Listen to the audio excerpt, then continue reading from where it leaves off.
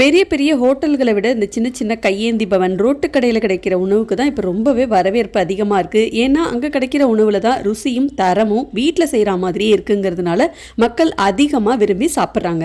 அதுவும் முக்கியமாக இந்த இட்லிக்கு கொடுக்குற சாம்பார் சட்னி இதெல்லாம் பார்த்திங்கன்னா ரொம்பவே ருசியாக இருக்கிறதுனால கேட்டு வாங்கி சாப்பிட்றாங்க. இன்றைக்கி நம்ம பார்க்க போகிறதும் அதான், ரோட்டு கடையிலலாம் இட்லிக்கு கொடுக்குற இந்த கார சட்னி எப்படி செய்கிறாங்க அப்படிங்கிறத நம்ம பார்க்க போகிறோம். நம்ம ஹோட்டல்களெல்லாம் இந்த ஊத்தப்பம், ரவா தோசை, இட்லி, தோசை இதுக்கெல்லாம் கார சட்னி, தேங்காய் சட்னி, சாம்பார்னு விதவிதமாக கொடுப்பாங்க. அதுலேயும் முக்கியமாக இந்த கார சட்னி எப்படி தான் இப்படி டேஸ்ட்டாக செய்கிறாங்க அப்படின்னு நம்மளை ரொம்ப யோசிக்க வைக்கும். இந்த கார சட்னியோட டேஸ்ட்டுக்கும் இதோட கலருக்கும் அப்படி என்ன சீக்ரெட் தான் இவங்க பயன்படுத்துகிறாங்க அப்படிங்கிறத இந்த வீடியோவில் நான் ரிவீல் பண்ணியிருக்கேன். எண்டு வரைக்கும் மிஸ் பண்ணாமல் பாருங்கள். ஏற்கனவே ரோட்டு கடையில் கிடைக்கிற இட்லி சாம்பாருக்கு என்ன சீக்ரெட் பயன்படுத்தியிருக்காங்க அப்படிங்கிறத வீடியோ போட்டிருக்கேன். அது எண்டு ஸ்க்ரீனில் கொடுக்குறேன், மறக்காமல் செக் பண்ணி பாருங்கள். இந்த கார சட்னி ரெசிபி பார்க்கறதுக்கு முன்னாடி நம்ம சேனலை யாரும் சப்ஸ்கிரைப் பண்ணலன்னா சப்ஸ்கிரைப் பண்ணிக்கோங்க. பக்கத்தில் வர பெல் ஐக்கானையும் கிளிக் பண்ணிக்கோங்க.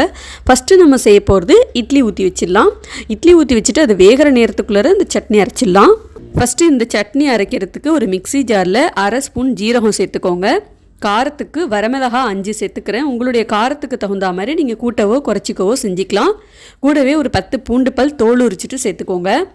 இது கூடவே கட் பண்ணி வச்ச வெங்காயம், தக்காளி சேர்த்துக்கலாம். 3 வெங்காயம் 2 தக்காளி அப்படிங்கிற கணக்கில் தான் நான் எடுத்திருக்கேன். உங்களுக்கு புளிப்பு அதிகமாக வேணும்னா தக்காளி அதிகமாக சேர்த்துக்கோங்க.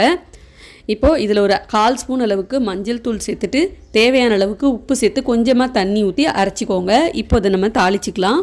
கடாயில் தாளிக்கிற அளவுக்கு எண்ணெய் சேர்த்துக்கோங்க. எண்ணெய் காஞ்சதுக்கு அப்புறம் 1/2 ஸ்பூன் கடுகு சேர்த்து நல்லா பொரிஞ்சு வரட்டும்.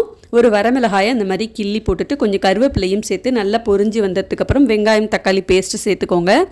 இது கூடவே கொஞ்சமாக மிக்சி ஜாரில் தண்ணி சேர்த்து கழுவிட்டு அதையும் சேர்த்துக்கோங்க. இப்போ இதில் கலருக்காகவும் டேஸ்ட்டுக்காகவும் 1 ஸ்பூன் அளவுக்கு காஷ்மீரி மிளகாய் தூள் சேர்த்துக்கிறேன். காஷ்மீரி மிளகாய் தூளுக்கு பதிலாக நீங்கள் சாதாரண சிவப்பு மிளகாய் தூள் வேணாலும் சேர்த்துக்கலாம். அப்படி இல்லை நீங்கள் தேவைப்பட்ட ஃபுட் கலர் வேணாலும் சேர்த்துக்கலாம். காஷ்மீரி மிளகாய் தூள் நல்ல டேஸ்ட்டாகவும் இருக்கும், கலரும் நல்லா கொடுக்கும். 1/4 கிளாஸ் தண்ணி சேர்த்து நல்லா கலந்து விட்டு ஒரு கொதி வரட்டும். இப்போ இட்லி நல்லா வெந்துருச்சு. இப்போ இட்லி எடுத்துட்டு இன்னொரு தட்டு ஊற்றிக்கலாம். இப்போ பாருங்கள், சட்னி இந்த அளவுக்கு நல்லா கொதித்து கலர் வர ஆரம்பிச்சிருக்கு. இப்போ இதில் நம்ம 1 கரண்டி அளவுக்கு இட்லி மாவு சேர்த்துக்கலாம். இட்லி மாவு சேர்க்கறதுனால சட்னி நல்லா கெட்டியாகவும் இருக்கும். அதே மாதிரி நிறைய அளவுகளில் நமக்கு சட்னி செய்யணும் அப்படிங்கிறப்ப இந்த இட்லி மாவு பயன்படுத்தும் போது நல்லா கெட்டியாகவும் இருக்கும். நமக்கு தேவைப்படுற அளவுக்கு தண்ணியும் சேர்த்துக்கலாம். எந்த அளவுக்கு தண்ணி வேணுமோ அந்த அளவுக்கு தண்ணி சேர்த்துக்கலாம். இந்த இடத்துல இட்லி மாவுக்கு பதிலாக நீங்கள் அரிசி மாவில் தண்ணி ஊற்றி நல்லா கட்டி இல்லாமல் கரைச்சிட்டு கூட சேர்த்துக்கலாம். அதுவும் நல்லா கெட்டியாக இருக்கும்.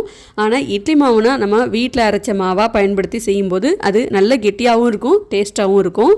புதுசாக அரைச்ச இட்லி மாவு அப்படி இல்லை கொஞ்சம் புளிச்சு போயிருக்கு அப்படின்னாலும் பரவாயில்ல, 1 கரண்டி சேர்த்துக்கோங்க. தேவையான அளவுக்கு தண்ணி சேர்த்து கன்சிஸ்டன்சி அட்ஜஸ்ட் பண்ணிக்கோங்க. இப்போ சட்னியில் கொஞ்சம் உப்பு தேவைப்படுற மாதிரி இருந்துச்சு, அதனால் நான் கொஞ்சம் சேர்த்துக்கிறேன்.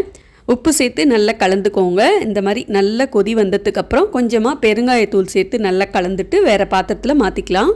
இட்லி, தோசை, ஊத்தப்பம், அடை தோசை, ரவா தோசை, மசால் தோசைன்னு எல்லாத்துக்கும் இந்த சட்னி வச்சு சாப்பிட்லாம். ஏற்கனவே ரோட்டுக்கடை இட்லி சாம்பார் எப்படி செய்கிறது அதோட சீக்ரெட்டும் உங்களுக்கு வீடியோவில் கொடுத்துருக்கேன், மறக்காமல் செக் பண்ணி பாருங்கள். அந்த ரோட்டுக்கடை இட்லி சாம்பார், இந்த ரோட்டுக்கடை சட்னி எல்லாத்தையும் சேர்த்து வச்சு சாப்பிடும்போது சும்மா அட்டகாசமாக இருக்கும். நீங்கள் ஒரு தடவை இந்த மாதிரி கார சட்னி செஞ்சு கொடுத்து பாருங்கள். இன்னும் 2 இட்லி கேட்டு வாங்கி சாப்பிடுவாங்க. இன்னொரு தடவை செஞ்சு கொடுங்க அப்படின்னு சொல்கிற அளவுக்கு அப்படி ஒரு டேஸ்ட்டாக இருக்கும். இன்றைக்கி நைட்டு டின்னருக்கு இட்லி தான் பிளான் பண்ணியிருக்கீங்க அப்படின்னா கண்டிப்பாக சைட் டிஷ்க்கு இந்த சட்னியும் சாம்பாரையும் ட்ரை பண்ணி பாருங்கள். ரொம்பவே ஆச்சரியப்படுவாங்க எல்லாரும். எப்போவுமே ஒரே மாதிரி சட்னி, சாம்பார், சைட் டிஷ்னு சாப்பிட்டு அழுத்து போயிடுச்சு, ரொம்ப போர் அடிக்குது, ஏதாவது புதுசாக ட்ரை பண்ணும் அப்படின்னு நினைக்கிறவங்க இந்த ரெசிபியை கண்டிப்பாக ட்ரை பண்ணி பாருங்கள். நிச்சயமாக அடுத்தடுத்து நீங்கள் பாருங்கள் இதே சாப்பிட்ணும் அப்படின்னு அடிக்ட் ஆகிடுவீங்க. அதுவும் சுட சுட இந்த சட்னியை ஊற்றி சாப்பிடும்போது பாருங்கள், எனக்கு தொடவே முடியல, அப்படி சுட சுட கை அப்படியே கொதிக்குது. சுட சுட இட்லி கூட இந்த சட்னி வச்சு சாப்பிடும்போது மட்டும்தான் இதோட டேஸ்ட் அட்டகாசமாக இருக்கும். ஆறி போனால் டோட்டலி வேஸ்ட்டு தான். ஸோ இந்த ரெசிபி ட்ரை பண்ணி பார்த்துட்டு உங்கள் ஃபீட்பேக் கமெண்ட்ஸை எனக்கு மறக்காமல் ஷேர் பண்ணுங்கள். அடுத்தடுத்து தொடர்ந்து நம்ம ரெசிபிஸ்லாம் பார்க்கணுன்னா மறக்காமல் சேனலை சப்ஸ்கிரைப் பண்ணி சப்போர்ட் பண்ணுங்கள். அடுத்து ஒரு ரெசிபியில் பார்க்கலாம். பாய்.